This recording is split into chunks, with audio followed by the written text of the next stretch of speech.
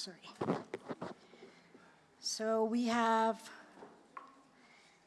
a tremendous panel, and I appreciate you all being here this morning.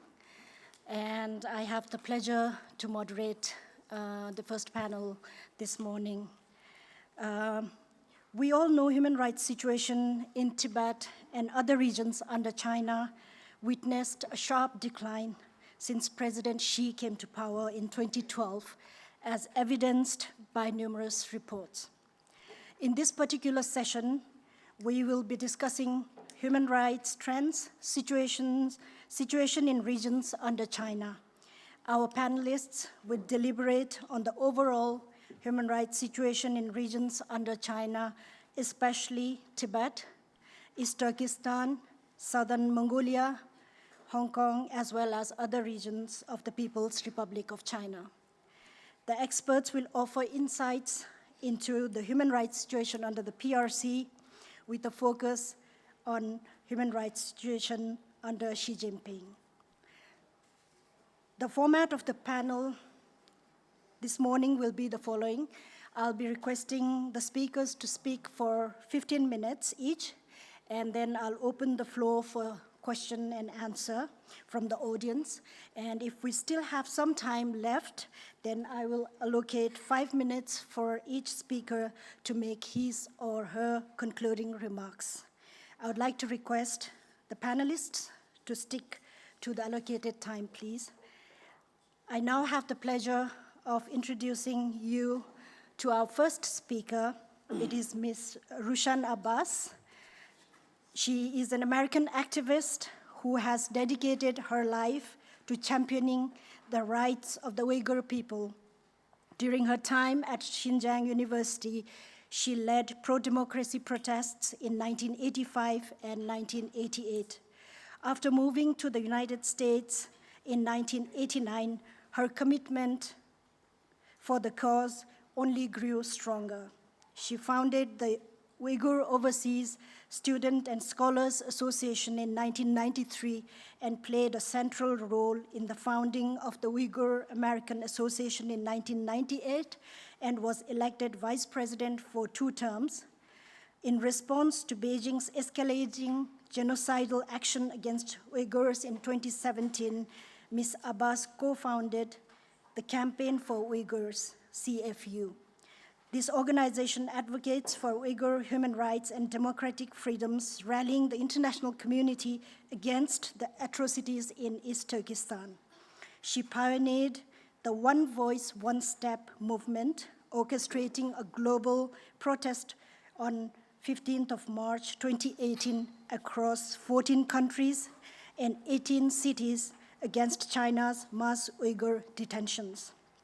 Her sister's abduction followed her first public speech in September 2018 as retaliation for Ms. Abbas' activism. In 2020, CFU released how China's actions align with the Genocide Convention. Notably, CFU received a Nobel Peace Prize nomination in February 2022 for its relentless advocacy. Ms. Abbas engages with global lawmakers, briefing them on East Turkestan's human rights crisis, testifying before the US Senate and Congress multiple times. She sheds light on the Chinese regime's genocide and crimes against humanity. Ms. Abbas currently serves as a live, experienced expert on the Interparliamentary Task Force on Human Trafficking and as the advisory board chair of the Axel Springer Freedom Foundation. Without further ado, I'd like to invite Ms. Abbas to deliver the opening speech. Ms. Abbas, you have the floor. Thank you so much. Good morning, everyone. I want to thank the Central Tibetan Administration and the Office of Tibet in Geneva and the other organizers for this important event. And thank you for giving me the opportunity to speak. I would like to begin with a quote from the late Czech president and the great human rights defender, Václav Havel, in quote, "Because the regime is captive to its own lies, it must falsify everything. It falsifies the past, it falsifies the present, and it falsifies the future. It falsifies the statistics. It pretends not to possess an omnipotent and the unprincipled police apparatus. It pretends to respect the human rights. It pretends to persecute no one. It pretends to fear nothing. It pretends to pretend nothing, end quote, end quote. In essence, we are facing a regime whose survival is based on distorting the truth and deceiving the others.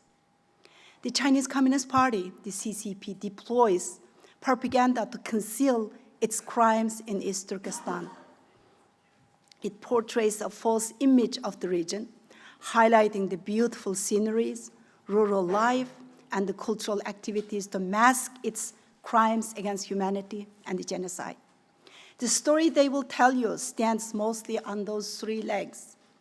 One, the happy Uyghur story. The communist regime claims that the Uyghurs were once uneducated or radicalized, but that re-education has corrected their thoughts. They emphasize Uyghurs dancing, singing, smiling, employed, giving positive testimonies after time in re-education centers. Number two is the social progress story. They will spin lies about the increased quality of life, economic growth, and opportunities in the region. Number three, the magnificent development story. They try to mesmerize people with stories about the development of highways, railroads, railways, and the infrastructure, international trade, and the development of the agricultural mechanizations to debunk claims of forced labor by calling it poverty alleviation.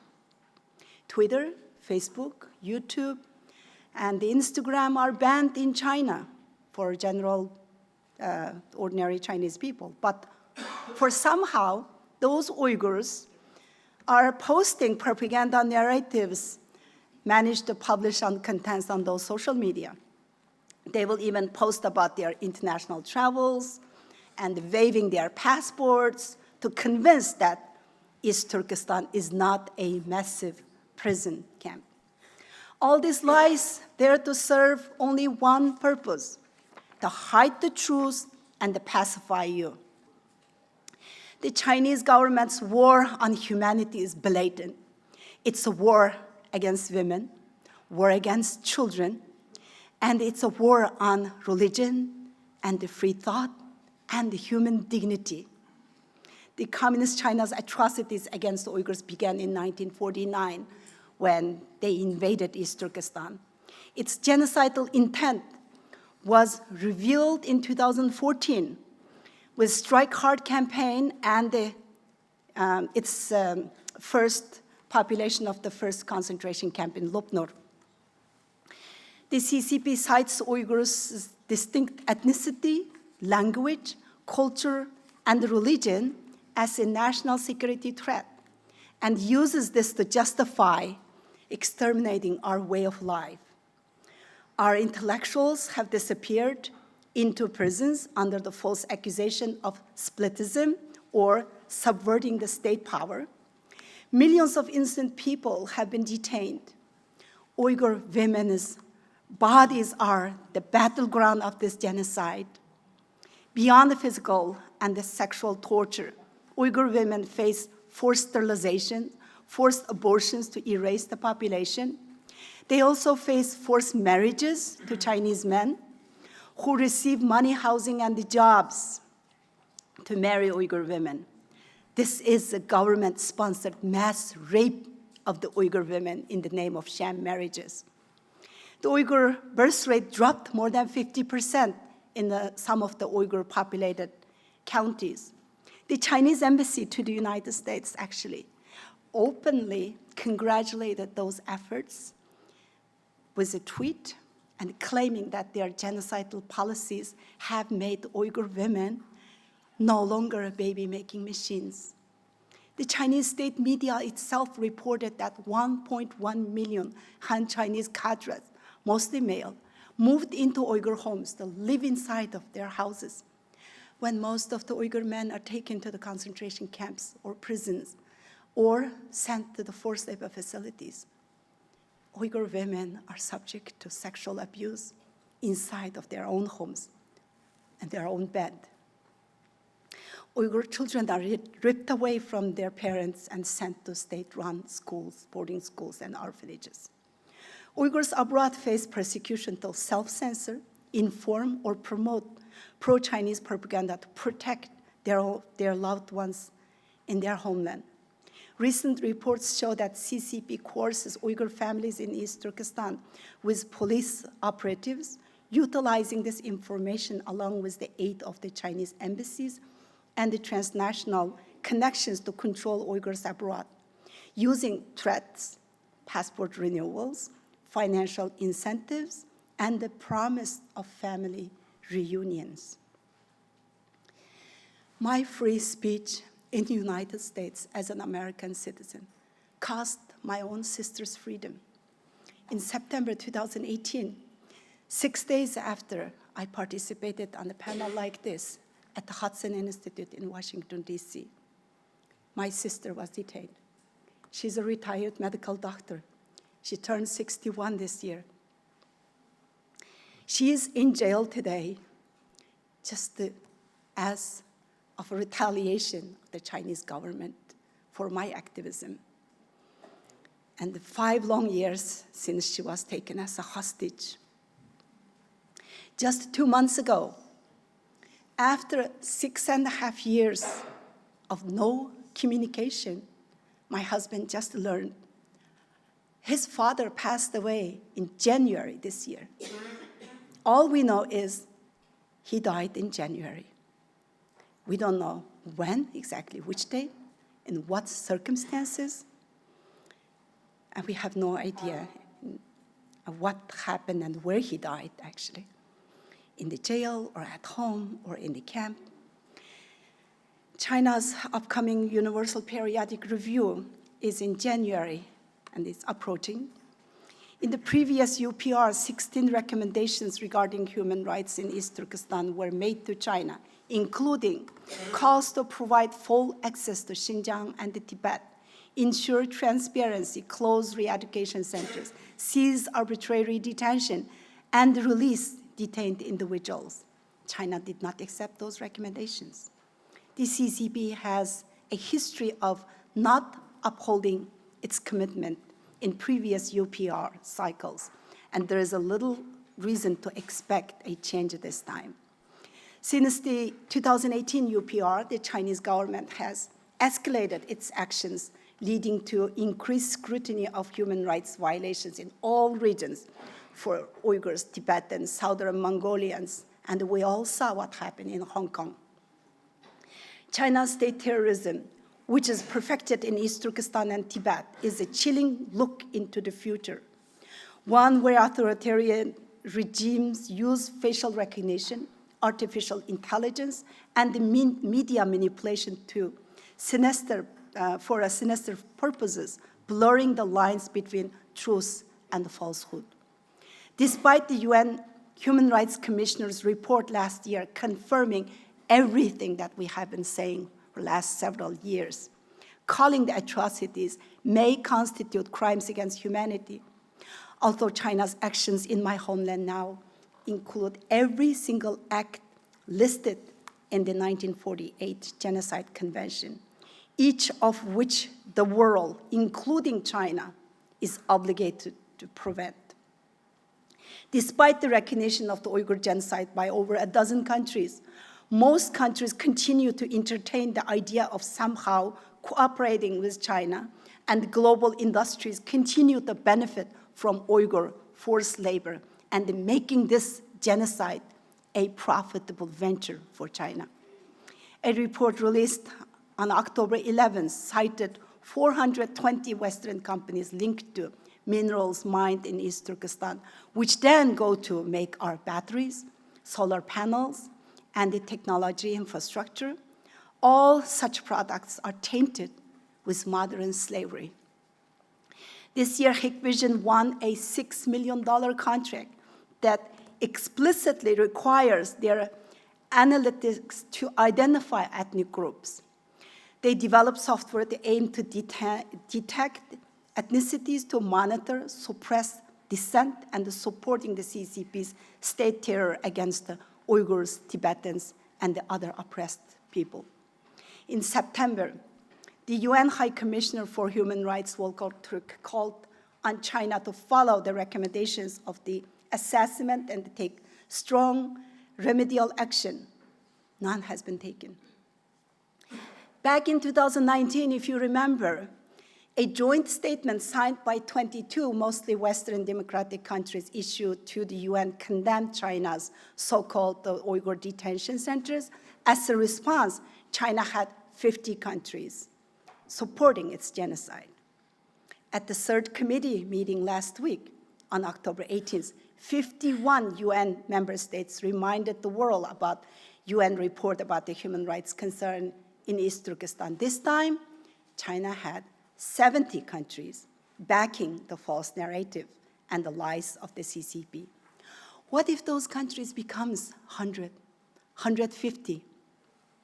Unfortunately, we have a situation where the CCP makes mockery of the international conventions and the institutions. China is spreading its communist totalitarian ideologies and its influences around the world. This threatens freedom and democracy, threatens all of us. This challenges everything that we have worked so hard in the last 70 years. Everyone is silent, from Hollywood celebrities to most of the leaders of the world, and the CEOs are profiting from this genocide. Not many have the guts to condemn China's genocide against the Uyghurs. For what exactly? Cheaper products, from clothing to electronics, made with blood, sweat, and the tears of my people. They are forced to hand over their wealth, dignity, and the freedom.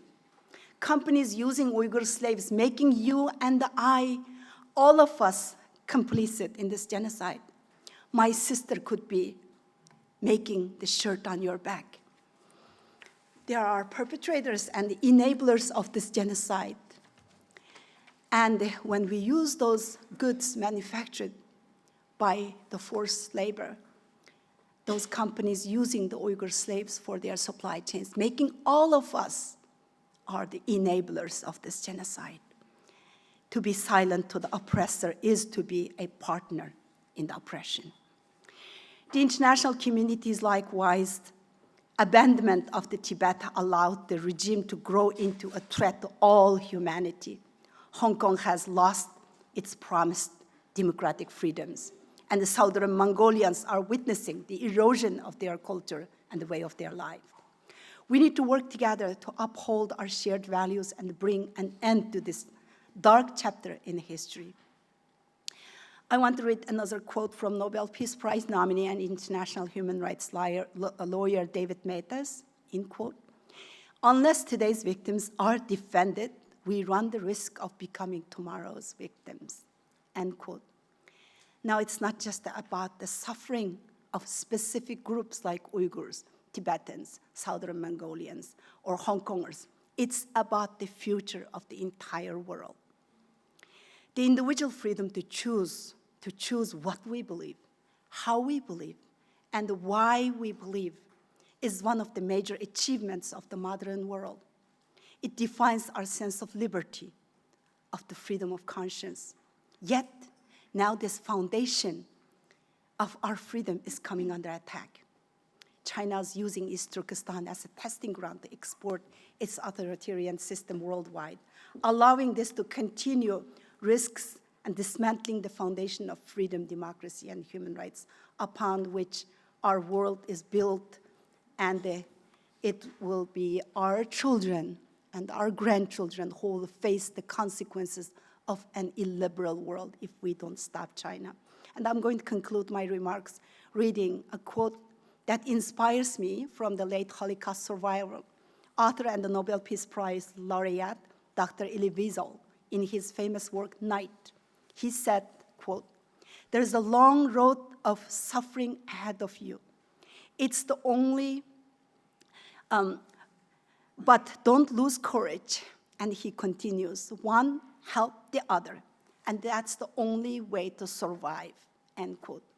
Our faith, our hope, our courage, and help with each other is all we have to fight onwards.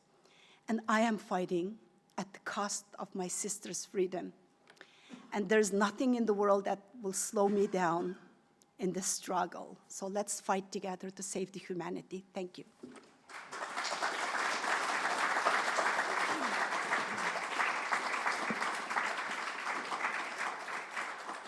Thank you very much, Ms. Abbas, for that very powerful presentation. While listening to you, and I'm sure this is what you all felt, I had the impression of listening to our own story. So this is the common fate that we share under China today. And just like you said, it is important that we all work together to fight this regime. Moving on to our next speaker, I have to my left Mr. Dugarjab El Hotala, who is the founding director of Inter-Mongol Network, a US-based non-governmental organization aimed at preserving and promoting the cultural as well as kinship ties between all parts of the greater Mongol nation. Born and raised in the Jungar region of Western Mongolia, presently the northern part of East Turkestan, Mr. Hotala has traveled to and lived in all three major regions that are presently colonized under Communist China, namely Xinjiang and Inner Mongolian Autonomous Region and Tibetan regions. Additionally, he had lived as an undocumented refugee among Tibetans in northern India, mainly in Dharamsala, for over 6 years. Mr. Hotala has been actively engaged with the southern Mongolian struggle ever since the mid-1990s, with the establishment of the underground Mongol Motherland Party in the occupied region. After his departure from the PRC in 1998, he became actively involved with the activities of the Southern Mongolian Human Rights Information Center and has been continually lobbying US Congress, Senate, and state representatives, as well as state assemblies of New York, Colorado, and Michigan on cases of human rights violation in China-occupied Mongolian regions. He currently resides in Chicago, USA. Mr. Hotala, you have the floor.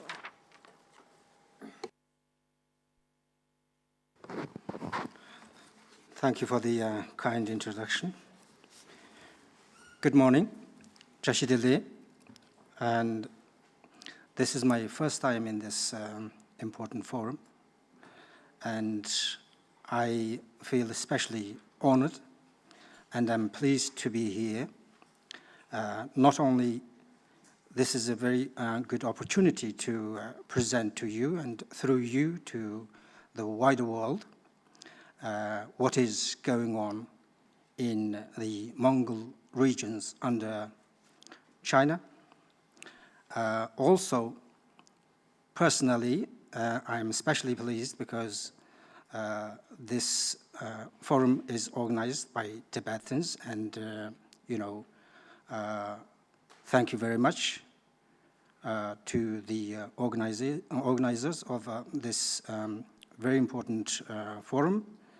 And I also would like to thank all Tibetans, Tibetans in exile, and the Tibetan community abroad, because personally I have the experience of, as the moderator introduced, experience of living with Tibetans both in Lhasa and in exile in Dharamsala as an undocumented refugee.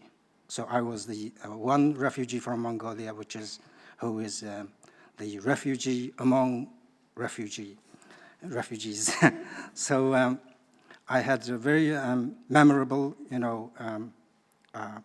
friendships with Tibetans, and the Tibetan people showed me enormous amount of kindness and care and love. So I actually owe you a heartfelt thanks. So since I'm an awful speaker, I'm bad with time management and, to be disciplined about not going off track. So what I'm going to do is just simply read what I have prepared. And then I'm aware that some terminologies, some key points, and other things may need to be explained more in detail. So I have noted down some things, additionally. So after I read my speech, if we still have time, then I'd like to explain some things. So the title of my speech is Human Rights Situation and Cultural Genocide in Southern Mongolia. Southern Mongolia, often referred to as Inner Mongolia, is home to 6 million ethnic Mongols, a population twice the size of the independent state of Mongolia. It became part of the People's Republic of China in 1949, or thereabouts, designated as the first national minority autonomous region. This annexation was the beginning of a protracted struggle. Over the past 7 decades, this region has become a testing ground for China's ethnic policies, marked by practices ranging from genocide, ethnic cleansing, political purges, economic exploitation, cultural eradication, linguistic assimilation, social marginalization, resource extraction to destruction, as well as the degradation of the natural environment. So some historical timelines here. In the late 1940s, even before the establishment of the People's Republic of China, the Chinese Communist forces effectively controlled parts of southern Mongolia. They initiated the land reform movement effectively, confiscating Mongol land and executing tens of thousands of Mongols.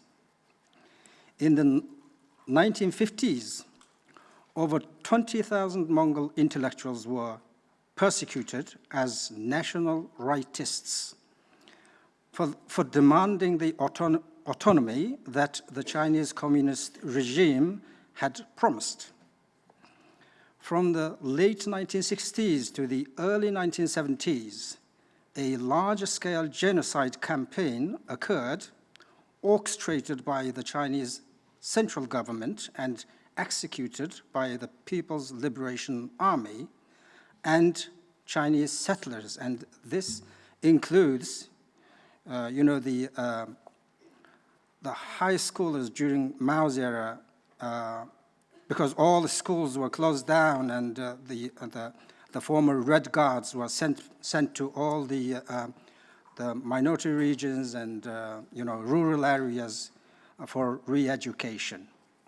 And a lot of people who were, participated in the genocide, besides the People's Liberation Army soldiers and the earlier settlers, and some of these youth also, took part. It resulted in the torture and death of at least 100,000 Mongols, with 500,000 persecuted in total. In the early 1980s, the Chinese government accelerated the migration of the Chinese population to southern Mongolia. leading to a region-wide student movement in 1981, demanding greater autonomy. The Chinese government responded with a crackdown. In the early 1990s, Mongol intellectuals established underground organizations advocating for national freedom, all of which were harshly suppressed. In 1995, the Southern Mongolian Democratic Alliance, SMDA, aiming for Southern Mongolia's independence and potential union with the independent Mongolia, was labeled a national separatist organization. Its leaders were arrested, sentenced to prison terms, and with a total number of 70 other members facing various sentences. In 2001, the Chinese government initiated policies such as ecological migration and livestock grazing ban to forcibly displace Mongol herders from their ancestral lands, effectively ending their traditional way of life, which is a nomadic way of life. In 2009, Southern Mongolia was designated as China's largest energy base, leading to the influx of Chinese extractive industries and environmental destruction. So, ongoing cultural genocide. The latest chapter of this ongoing tragedy began in 2020 when China implemented a new language policy. This thing is still going on. In July of that year, in 2020, that is, the Chinese central government unveiled the so-called second-generation bilingual education, a policy aimed at eradicating the Mongol language, culture, and identity in Southern Mongolia. In response, Mongols in Southern Mongolia initiated a non-violent resistance movement in late August of 2020, involving people from all walks of life. Over 300,000 Mongol students engaged in total school strike, resulting in a harsh crackdown by the Chinese authorities.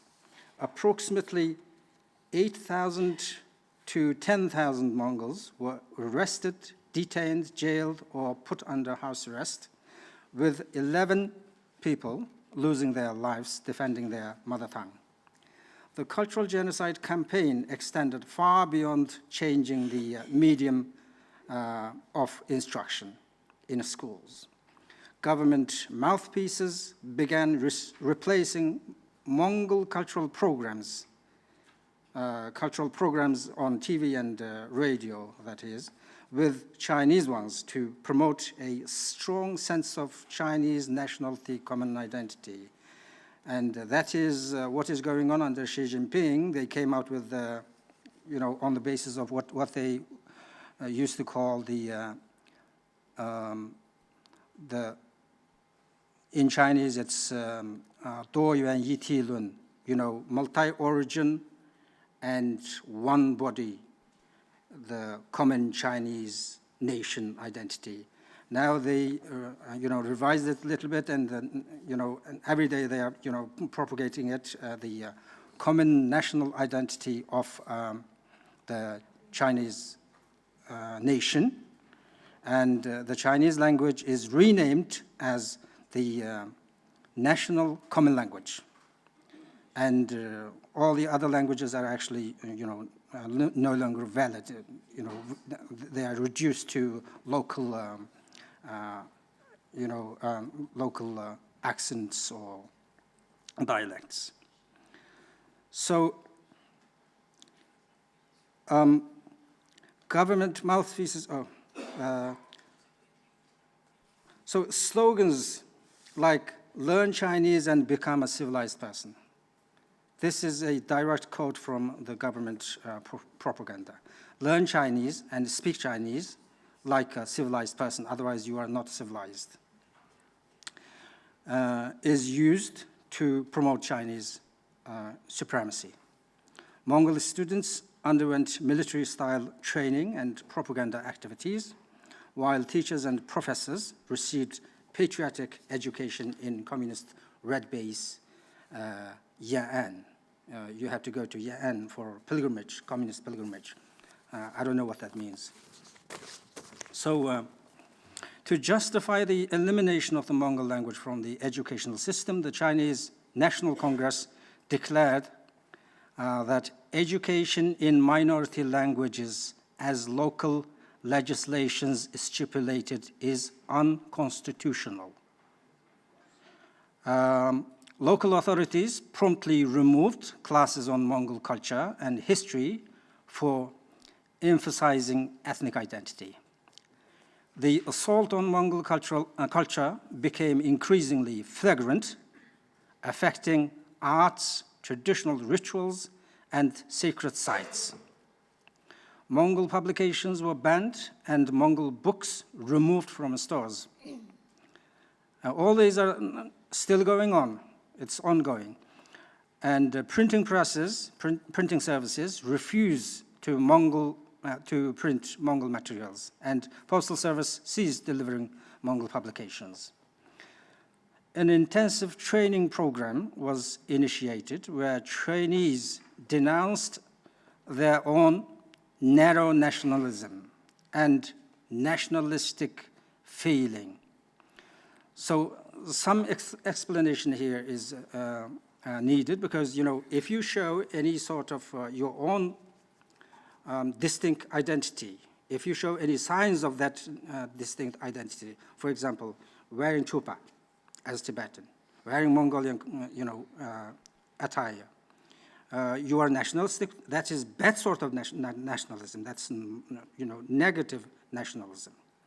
Harmful to the broader Chinese national unity.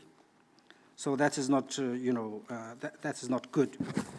But the Chinese authorities, they promote their own version of nationalism, which is, putting all people together as one nation.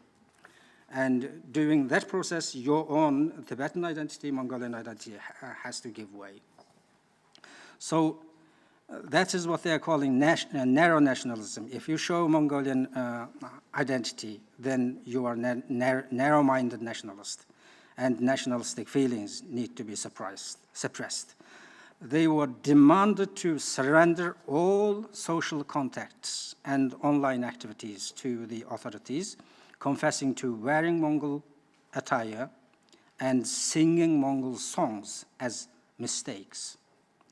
In essence, what is happening in Southern Mongolia is part of a broader pattern seen with the Uyghurs and Tibetans. The Chinese authorities aim to erase the language, culture, and identity of these peoples, replacing them with a Chinese nationality identity, as publicly stated by the Chinese government. Thank you. It seems, sorry.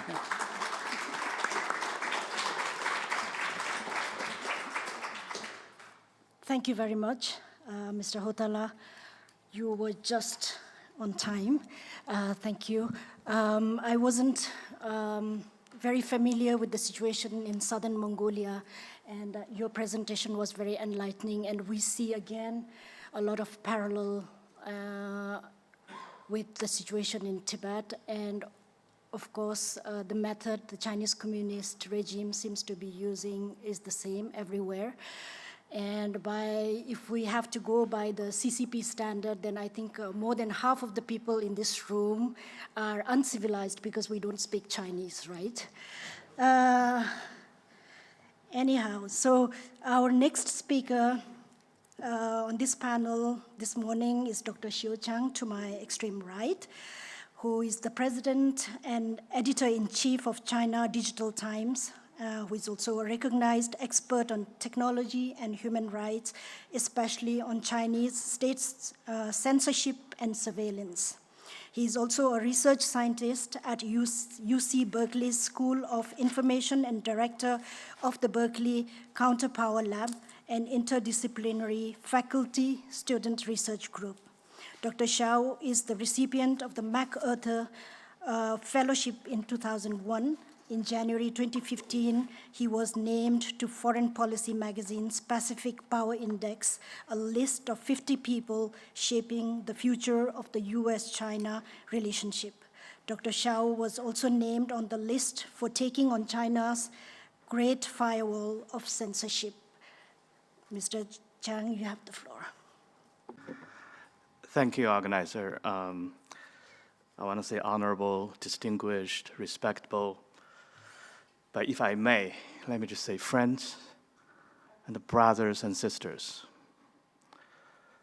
I say this because, first off, I'm not a doctor. I was born in China.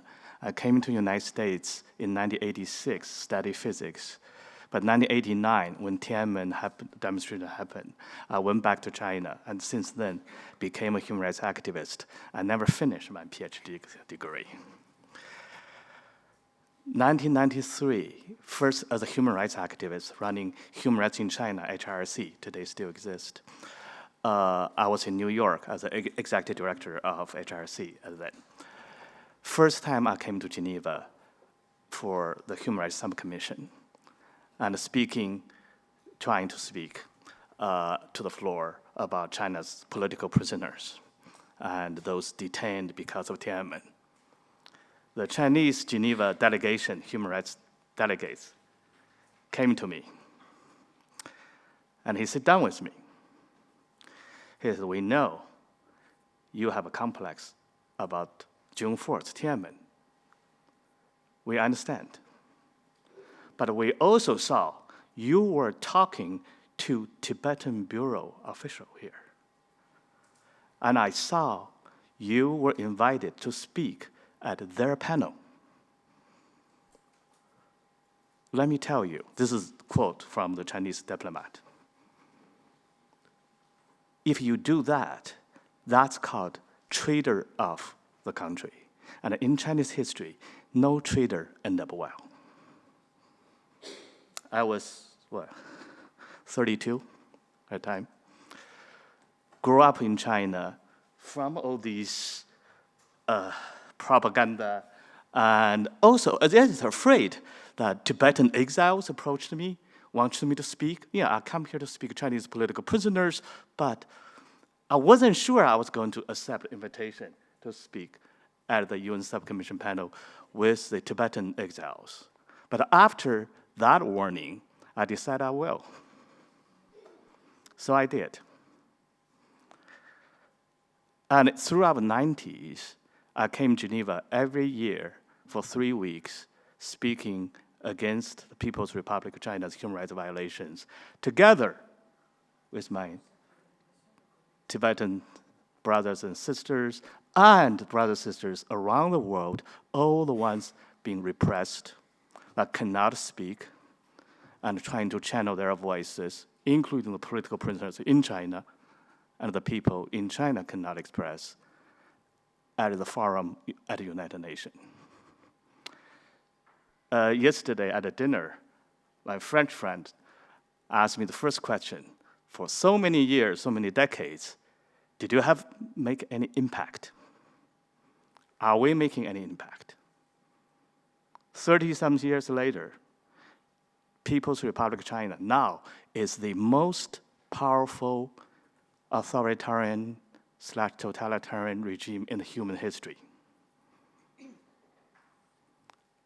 The economic might, the military power, the diplomatic leverages, you don't need me to say it. But the domestic suppression to Tibetans, to Uyghurs, to Mongolians, to Chinese people, Han Chinese people, is only increased and more severe with the technology capacity and economic capacity of the regime. Just to pause with me 1 second, that China is literally the factory of the world, producing everything. And its GDP is about on the par of United States, maybe a little lower, but it's that size, right? but it's an authoritarian regime. An authoritarian regime, a dictator, can access and leverage so much that resource and power, more than any other country in the world. For what? For what? For maintaining its own power over Chinese people. Here is a fundamental, my previous speakers already said, the lies, disinformation. The fundamental lie for any authoritarian regime for China is absolutely true. It's this: it is a regime, few rules many, but in the name of many. It's called, quote, quote, People's Republic of China, but it's a lie. It's not people's. It's never republic. It's called the People's Liberation Army. Well, where did they liberate? Lhasa? Tiananmen Square? Or Taiwan going to be? It's called People's Congress. Which people in that People's Congress representative elected by Chinese people? None. Etc., etc. That fundamental lie is their legitimacy. They are ruling the 1.4 billion people, but they say, they claim, they pretend for the interest of this 1.4 billion people. They pretend they're in the interest of the Tibetans, of the Uyghurs, of the Mongolians, of the Chinese people. But really, that few people ruling China for themselves. And they are ruling by fear. But they are also living in fear. My work now, after working on human rights in China for the last 20 years, was studying China's internet censorship, looking at the fundamental issue of freedom of information, freedom of expression at the technology age. And you can see clearly, it's not just China. The Chinese government suppress the information. But more importantly, it's Chinese people, every one of them. When they have a chance, they will express, and they will their own desire for freedom or greater participation for the decisions affecting their lives. It is that suppression and surveillance and lies to preventing them. So that is the root of the human rights violation. Of course, there's a rule of law. Of course, there's violations against different ethnic groups and women and laborers, you name it.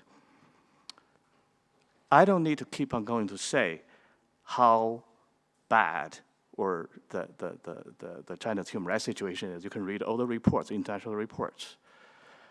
I don't need to tell you how powerful the Chinese regime is today, that their influence at the United Nations and international regimes, and it's so hard to even speak out against them. But it is also, I want to tell you, it's also a regime full of fear. It fears its own people. It fears their people speak out. Read our website, China Digital Times. I know many of you don't read Chinese. There's an English section, but it's limited contents because our capacity of translator is a little.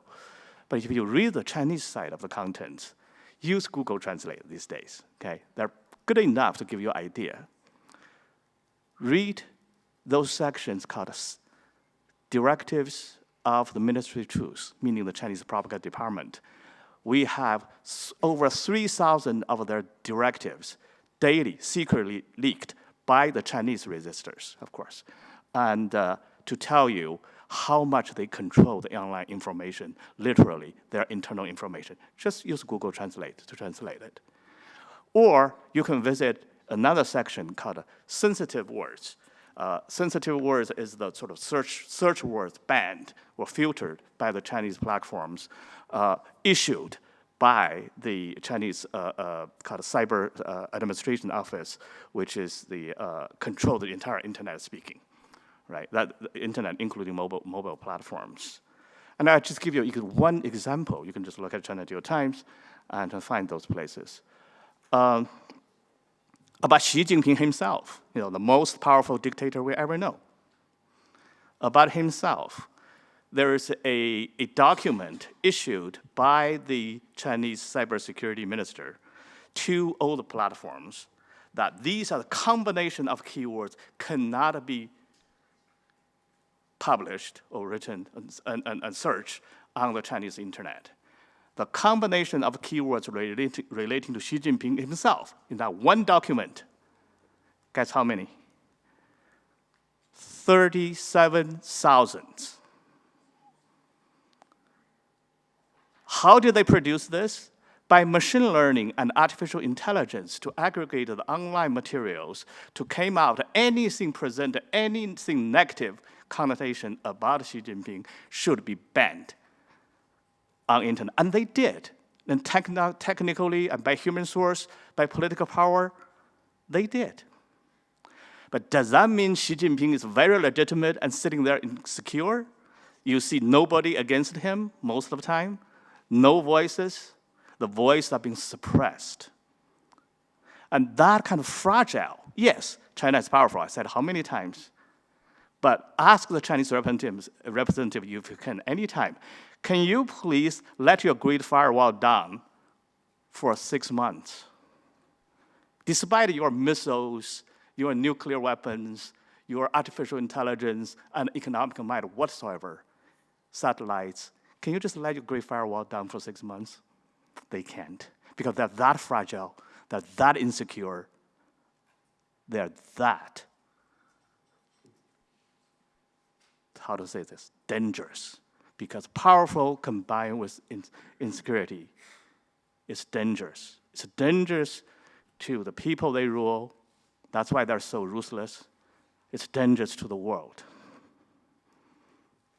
I'll say one more thing. So how does Chinese government defend their lie, formulate their lie? They made it a particular Chinese version of nationalism, which is making the Chinese people believe or speaking, thinking as if China's interest, Chinese people's interest, Chinese government, all equals to Chinese Communist Party, all equals to one person almost, their leadership. So when you say China, you means what? You means government of China, you means the culture of China for 5,000 years history, you means the Chinese people you met, or you means that ruling cliche who rules China, rules 1.4 billion people in the name of 1.4 billion people, and that's a lie.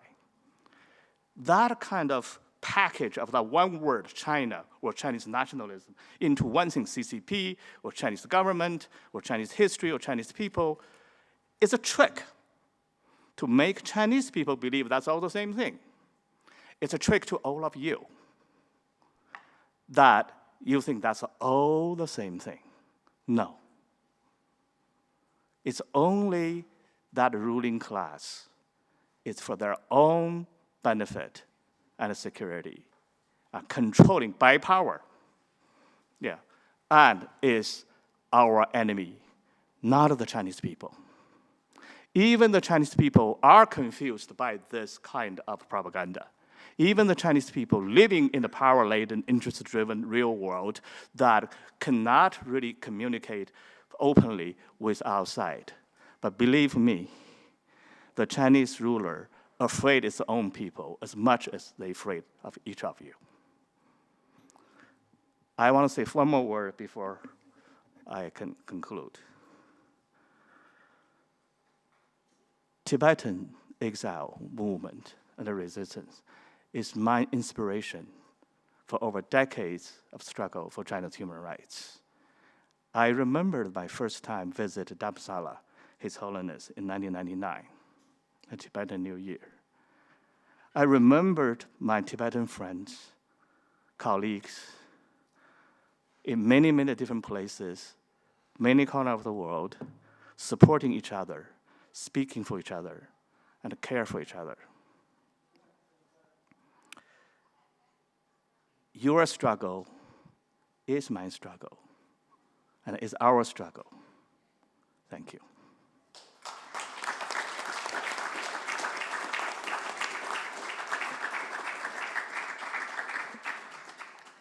Thank you, Mr. Xiu Chang. Since you said you didn't finish your PhD, so I'll be referring to you as Mr. Xiu Chang.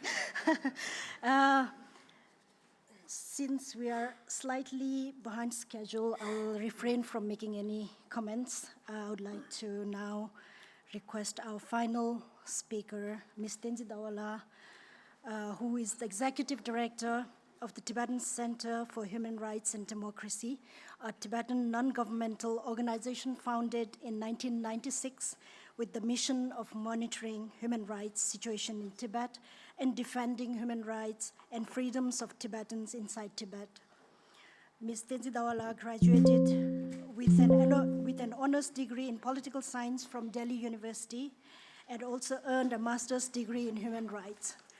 Prior to joining TCHRD, she worked as an intern at the National Human Rights Commission of India. In spring 2020, Ms. Tenzin Dawala served as an ANMAX Fellow at the Human Rights Law Center, University of Nottingham. Ms. Dawala currently serves on the steering committee of the Asia Pacific for Refugee Rights Network. She joined TCHRD as a researcher in August 2016 and was appointed the executive director of TCHRD in June 2023. Congratulations, Tenzin Dawala, on your appointment, and you have the floor. Thank you, Rinzila, for the introduction, and very good morning to everyone present here. I represent the Tibetan Center for Human Rights and Democracy, which is an exile-based Tibetan human rights organization dedicated on working on documenting and monitoring and documenting human rights situation inside Tibet. So since we're discussing about human rights situation in regions under China, I've been assigned to talk on the situation in terms of human rights in Tibetan areas. And since human rights in general is a very broad topic, I'd like to sort of emphasize more on some of the key human rights issues that we as a human rights NGO is concerned about, especially in light of the China's Universal Periodic Review that is scheduled to take place in January this year. And so in hopes that I have also prepared a recommendation towards the end of my presentation that I'll be presenting to the audiences here and as well as to the organizers of the event that hopefully will go ahead with representatives here in Geneva in the hearts of human rights where the Universal Periodic Review is scheduled to take place.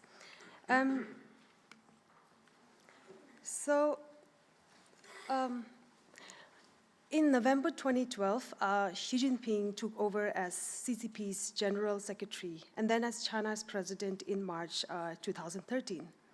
At the time, much of the international community was hopeful, including Tibetans and even Chinese, hopeful and expressed optimism of his ushering in reform of China.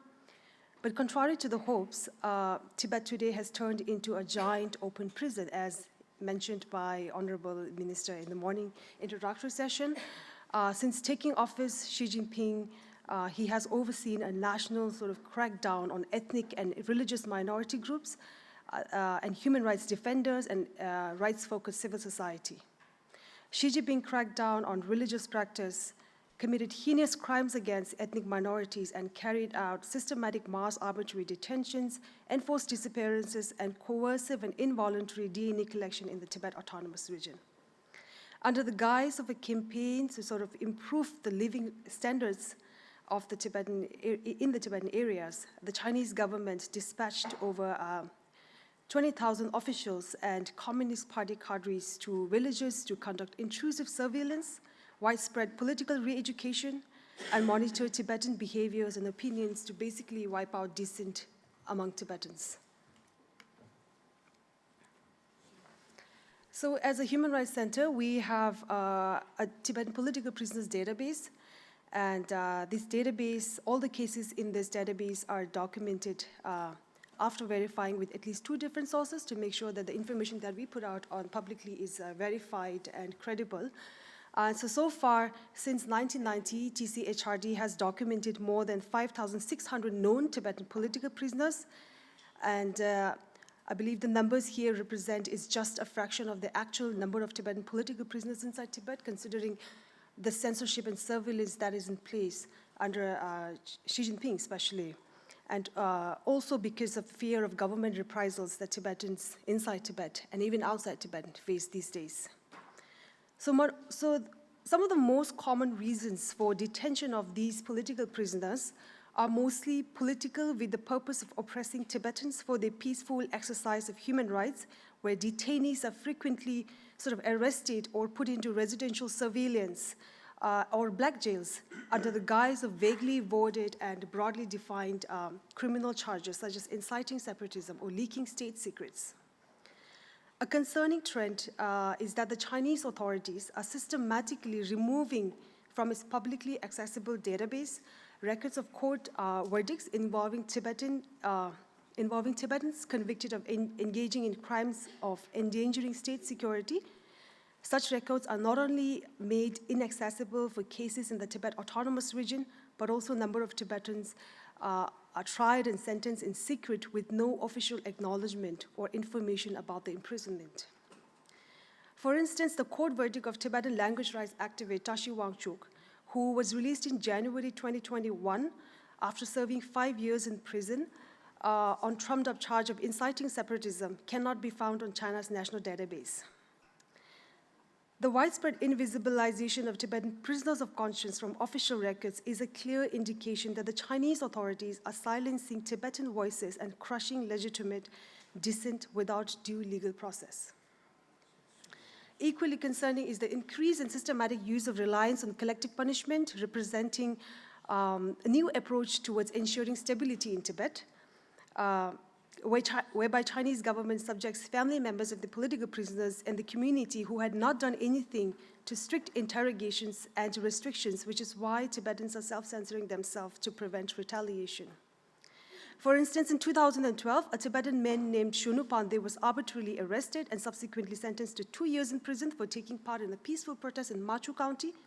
His 8-year-old daughter, Namgye Doma, was actually denied a school admission.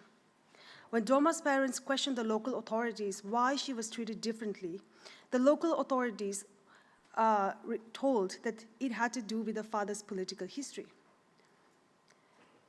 without explaining further, actually. So her father retorted that he had faced all the consequences, including torture and imprisonment for his involvement in political activities, but his daughter could not be punished for something she had not done.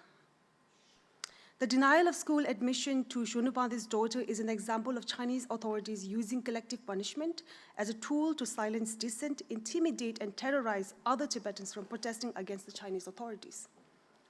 In other instances, Chinese officials issued directives in Tibet banning permissions to collect yarso kambo, in English it's called the caterpillar fungus, a major source of livelihood for Tibetans inside Tibet, for 5 years if they contact Tibetans outside of Tibet. The Chinese government resorts to targeting the livelihood of Tibetan people, including firing them from jobs, cutting their sources of income and government subsidies in hope that they would fall in line with government policies aimed at securing social stability. And under international law, imposing these collective punishments is illegal. In July 2015, the Chinese authorities obviously launched this very widely known nationwide crackdown, popularly known as the 709 crackdown on human rights lawyers that affected over 300 human rights lawyers, legal professionals, and rights advocates. Many of them have been convicted on criminal charges. Although this crackdown drew criticism from the international community, lawyers continue to face repression, intimidation, and punishment for attempting to protect human rights in China even to this day. This mass crackdown on human rights lawyers left a chilling effect on the situation of Tibetan political prisoners inside Tibet. With some Chinese citizens' cases, while some Chinese cases are deemed to be politically sensitive, all Tibetan cases are considered controversial. Following the crackdown, lawyers representing Tibetan cases face harassment and threats from the authorities, and in some cases, loss of professional licenses, severely curtailing people's access to justice. In 2021, Chinese human rights lawyer Lin Chilei, who has defended several Tibetan political prisoners, including language rights activist Tashi Wangchuk and environment activist Anya Sengda, his license was revoked by the Chinese government for simply defending Tibetan cases. And other Chinese lawyers defending Tibetan clients endure harassment and barriers every step of the way. The revocation of Lin Chile's and other human rights lawyers' license in recent times have only crippled China's already weakened rights defense system and further increased the barriers to exercising right to a fair trial and seeking legal redressal, especially for the legally discriminated ethnic minorities. A forced cultural assimilation is being carried out in the garb of ethnic policy in the new era with devastating consequences on education and language rights in Tibet, where children and young people have become primary targets under President Xi Jinping, campaigned to build a modern education system in which Putonghua, the Mandarin Chinese-based Beijing dialect, enjoys a higher status and power than other minority languages. The so-called bilingual education policy, which is ostensibly sort of promoted to unite non-Chinese nationalities throughout the PRC, drastically limits the use of Tibetan language in the education system. Both secular and monastic, and directly impacts the survival of Tibetan linguistic and cultural identity. Voluntary initiatives by monks, community leaders, and teachers to teach Tibetan language and culture outside the state education system have come under increased attack, and their supporters have been detained.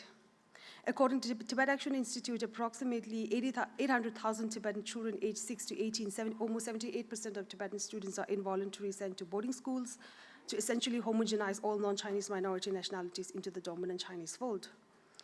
At least since 2009, Tibetan scholars, writers, intellectuals, and cultural leaders have been arrested, detained, beaten, interrogated, and imprisoned over the content of their work that the Chinese government views as hindrance to its cultural assimilation campaign. Particularly under Xi Jinping's second term, policies and practices to marginalize and undermine Tibetan language and culture have accelerated, resulting in the second major wave of detention and persecution of Tibetan writers and intellectuals. In the last 2 years, at least 15 known Tibetan writers and intellectuals were sentenced to lengthy prison terms. A common characteristic among those detained individuals is their extensive scholarship on Tibetan language, culture, and literature that have captured the imagination of young Tibetans, because there is no other any instance of them violating any domestic laws. Article 10 of the 1984 Regional Ethnic Autonomy Law, along with PRC's constitution and other national laws, provide for areas where minority languages and Mandarin Chinese should be used, as well as citizens officials who should learn both minority languages.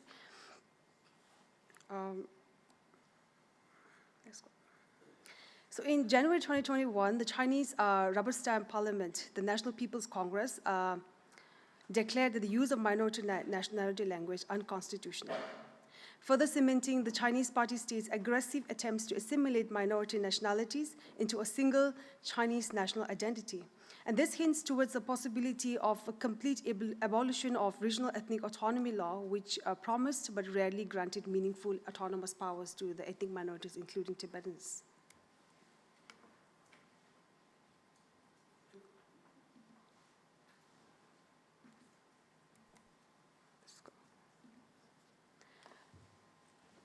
So under Xi Jinping, Chinese authorities have sort of aggressively expanded the nets outside the country. What is really threatening is that China has increased its reach into its neighboring states and also well beyond that. The Chinese Communist Party exerts transnational repression against a variety of communities labeled the Five Poisons. That includes Tibetans, Uyghurs, Taiwanese, Chinese dissidents, including Hong Kong and Falun Gong practitioners.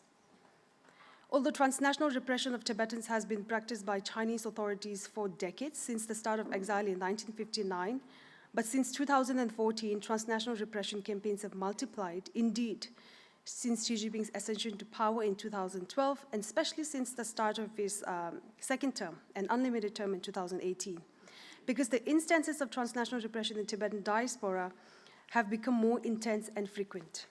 In addition to CCP's increasing ambitions, that this is also due to the technological developments allowing for a global scale network of surveillance mechanisms. As it worsens, the phenomenon of CCP-led transnational repression is attracting increased attention with the publication of multiple reports in the recent years. However, to date, there has been no substantial report focusing in depth on transnational repression in the Tibetan diaspora.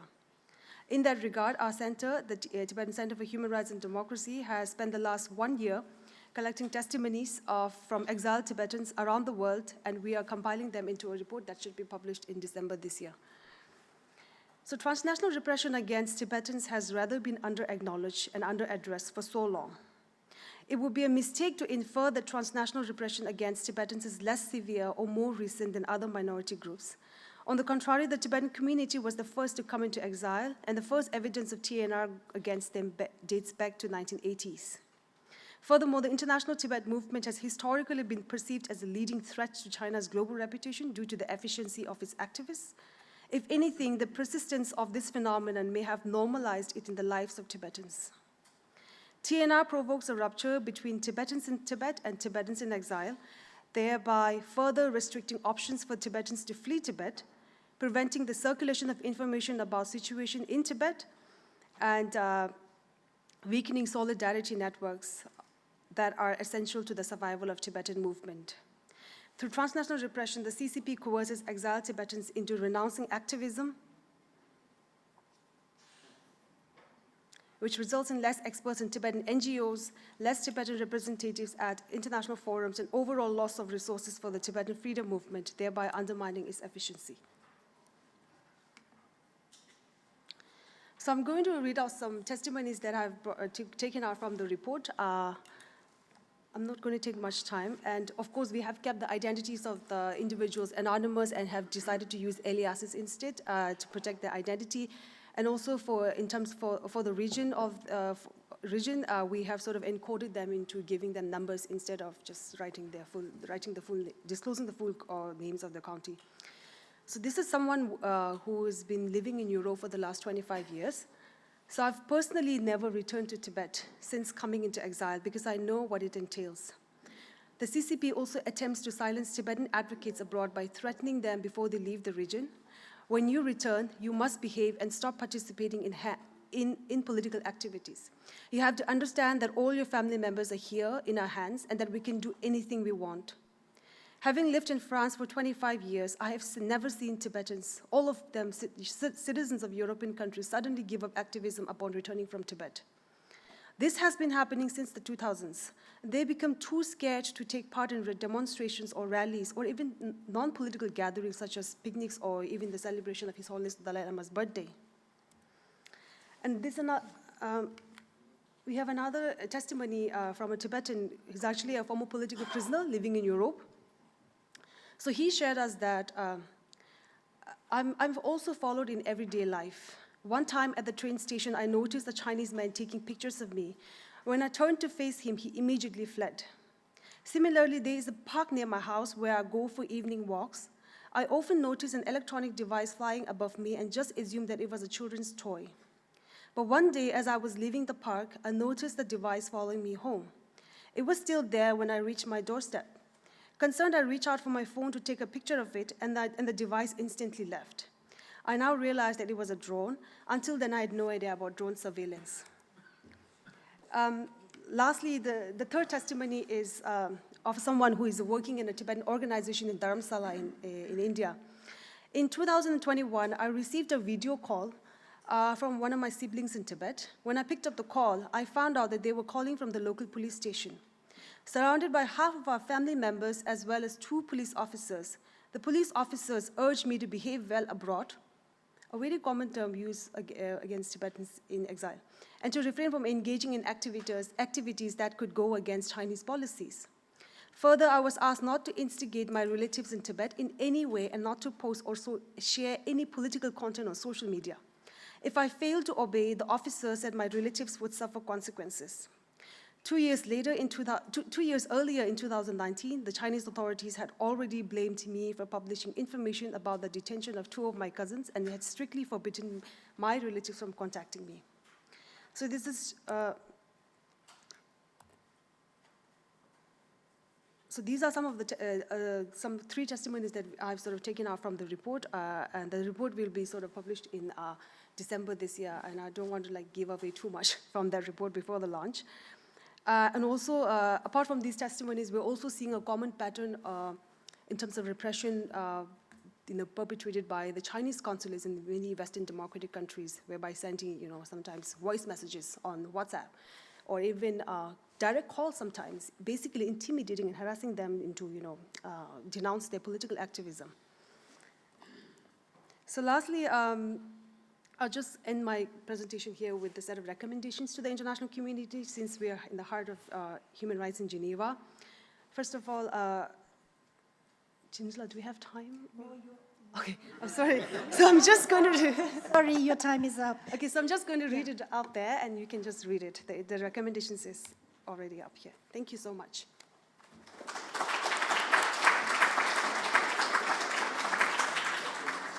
Thank you, Tenzin Dawla, and I'm sorry I had to cut you short because we are way behind schedule. We have only about 7-8 minutes left for question and answer, so I would now like to open the floor for Q&A from the audience, and I would like to request the audience to identify themselves. And please please be precise when asking question, and please direct it to the panelists that you would like to ask the question. Thank you.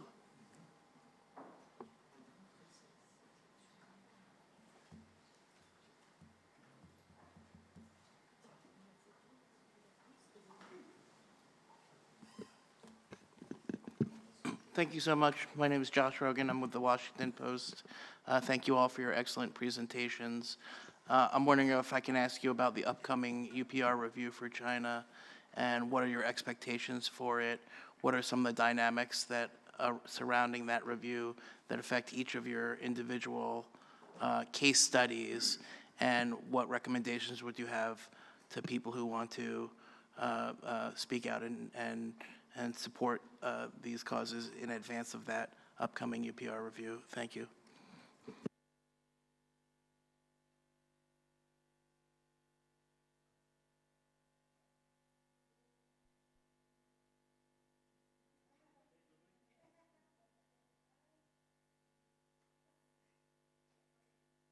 Is it on? Okay.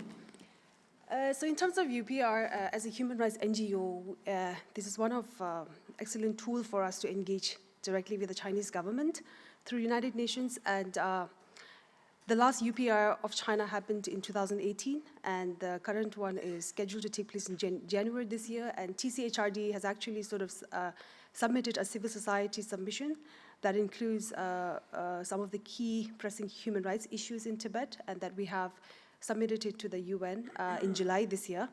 Subsequently, in September session, Human Rights Council session this year, alongside myself and a staff from my organization participated at the HRC sessions here and had the opportunity to brief some members of permanent missions here based in Geneva in hopes, and we have also had the sort of opportunity to submit briefing papers to them that sort of has a summarized version of some of the recommendations that we want states to raise during the UPR session. And in terms of international response, I would say I'm a little bit more hopeful this time, considering that in the last few years, the mood against China has changed a little bit, especially in a lot of European countries. There is a more sense of, I don't know, let's say, more receptiveness from these countries to when it comes to a response on Tibet issues. So I'm looking forward to that, and yeah.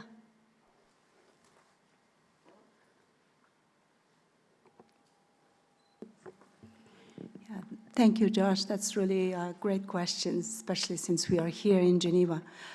Campaign for Uyghurs, we submitted our submission and recommendations, so I'm going to quickly read out a few. So there are a lot, so I'm just going to be mindful for the time. Of course, we are asking the immediately abolish so-called strike hard campaign against the pretext of terrorism and the persecution, have unfettered access, not like last time the Michelle Bachelet's Potemkin-style tour to the region, but give unfettered, unconditional access to East Turkestan and Tibet, and also immediately close all the internment camps and stop forced transfer of the Uyghurs for the forced labor facilities, and immediately confirm the whereabouts and the status of the arbitrarily detained and forcibly disappeared individuals, and also provide families of the detained individuals with written and official reasons for their loved ones in detention, and to provide former detainees and the families of victims of genocide, crimes against humanity, and all other abuses in full, effective, and transformative justice and the reparation per international legal standards and with the best practices. And for the investigations and accountability, launch an impartial and independent investigation on the party secretary, Chen Quanguo, and the others. Chen Quanguo is not only the masterminded, the person who's responsible for the genocide in East Turkestan, but also for many of the crimes against humanity and the persecution in Tibet as well. So hold people like him accountable, and also the rights for the communication and the movement for East Turkestan and Tibet. As our colleague just mentioned earlier, the Tibetans and Uyghurs and the others in the southern Mongolia, people have absolutely no any kind of freedom for movement. And access and transparency, surveillance and the privacy rights, and the freedom of religion and the beliefs, because China is openly waging a war on religion, and any kind of religion, Islam, Christianity, Judaism, Buddhism, and everybody who believes anything other than the CCP's atheist communist ideologies. And also stop the women, the end of forced sterilization of the women, and the forced abortions, and the children, stop the forcible separation and transfer of the Uyghur children from their families. So there are a lot. I'm just going to stop here. Thank you.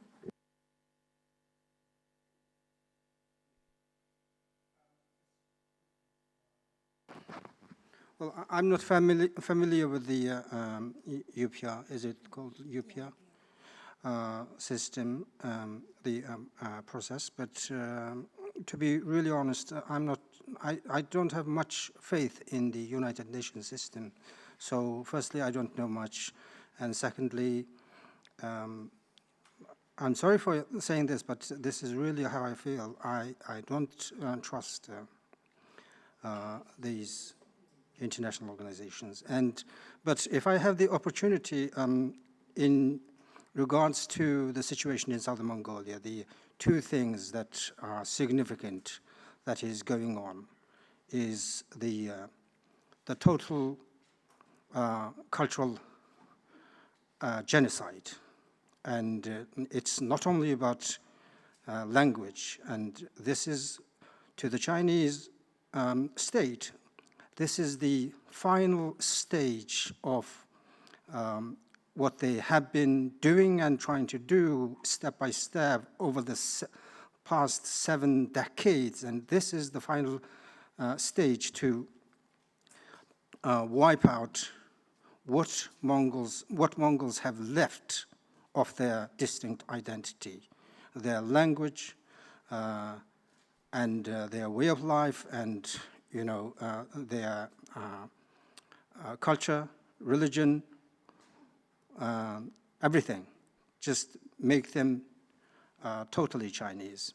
That is one thing. And another thing is not only doing that in the Chinese-controlled Mongol regions, they are also going beyond the border and putting more and more pressure and more and more influence over the independent state of Mongolia. And one example of this happening is somebody called Mukbayir Cholon Dorch, who is a prominent Mongolian journalist and writer, and over over the past decade, he has been actively working on Southern Mongolian issue and speaking and writing about the plight of Southern Mongolians in Mongolian media. And he was arrested with the made-up crime of spying against the People's Republic of China on behalf of another country. The government wouldn't mention what that other country is, but it turns out they are referring to India. So he was sentenced, he was arrested, and then after 6 months being in jail, he was sentenced to 10-year prison term, and right now he's serving his prison term. So this is a big issue. This is, the what's it called, transnational Chinese oppression. So these two things that is significant that's going on with not just Southern Mongolia, and also with the independent part of what we call Mongolia. Thank you.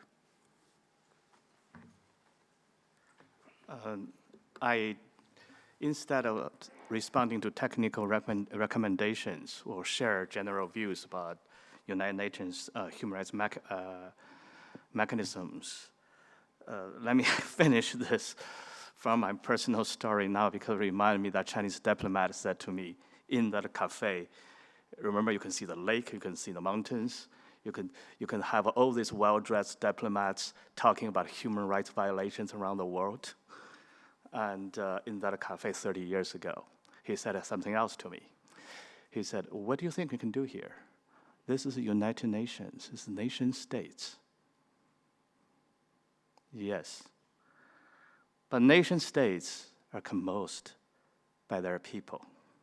And their people are human beings. We have rights. And that's enshrined in the United Nations Charter. And that's why there are those mechanisms, despite the inefficiency, the hypocrisy, the dysfunctional that it is. But this is also a forum for us to speak. That's why I came to Geneva for 10 years in a row in my youth. But that's why I come back to see everyone here still, day after day, year after year, continue to raise those concerns and voices with the nation states who pay attention to those values, uphold those values. Together, this is a never-ending struggle and enterprise. And each time I came to Geneva, I always remind me the myth of Sisyphus, the rock of Sisyphus. It can come down, we come back. So let me just share this with all of you. It's come from Gandhi, right? Since I said so many times how powerful Chinese government is.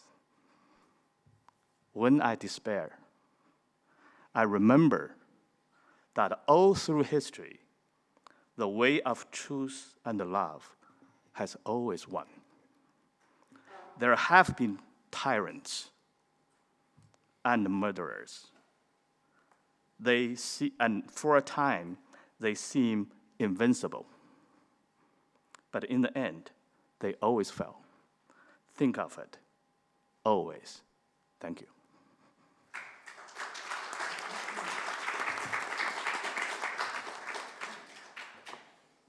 Thank you. If we are not too hungry, then we can take one final question from the gentleman there. Please direct it to the person you want to ask the question to. Okay. My name is Tyrin, and I have a question to Mr. Xiaojiang. Since you work a lot on the surveillance and censorship in China, and myself also engage with some sort of activity. So now we are getting more and more difficult to get information from China because of surveillance and quote-unquote the Chinese Great Firewall. But at the same time, the free media becoming a sort of propaganda mission of the Chinese government, like Twitter, YouTube, Facebook. So should Chinese or Southern Mongolia or Tibet should work together and push forward sort of a policy like U.S. Tibet support policy, like we reciprocal access to the internet. Can we push forward such kind of policy at the international level? Thank you. I'm not sure the policy question. Let me if I understood that you're addressing the type of disinformation and misinformation campaigns from the People's Republic of China government and the agencies using the social media platforms and other forms throughout the world, right? Let me even step back a little. When internet rise in the 90s, then we all have, I think, including me, I have a very strong hope that this new freedom of information and new technology empower people to express themselves or even connect themselves and coordinate their actions. This is going to make the authoritarian regime cannot last. In certain degrees, those technology does bring much more freedom, including inside of Chinese society. But what we didn't anticipate, technology just not empower people. As a matter of fact, this particular type of technology, which is big data and artificial intelligence, now with it's becoming a platform control. It's a technology of control more than the technology control that empower individuals. And it's played in the hand of Chinese state that they have a much stronger capacity to surveil, to manipulate, and to propagate their own information throughout it. So that's the new challenge we're facing. The new wave of generative artificial intelligence does not necessarily help the situation. They may even further make what we're living, the democracies are under certain threat and danger if we don't respond well to this new technology, which basically dominant in our life. In that general framework, I still say that technology can empower some people. It does disempower some other people. But the human authenticity and the human's fundamental need for truth and trust is still there. Disinformation is not going to rule the world. Human beings, we are not going to let it do so. Okay? We created AI. We created technology. We will not let those technology being used by few, whether they're corporates or nation states, to manipulate the rest of us, and then we became a slave of that. So that general issue, and our democracy being disrupted and all of this, so that general issue is a new urgent battle, whether at the United Nations and many front. But in terms of the disinformation about People's Republic of China and their campaigns, their propaganda campaigns, let me just say this. There are also a bloom. The expanding the bloom, you just need one needle. You can penetrate it and deflate it. And that needle are the people here. Thank you.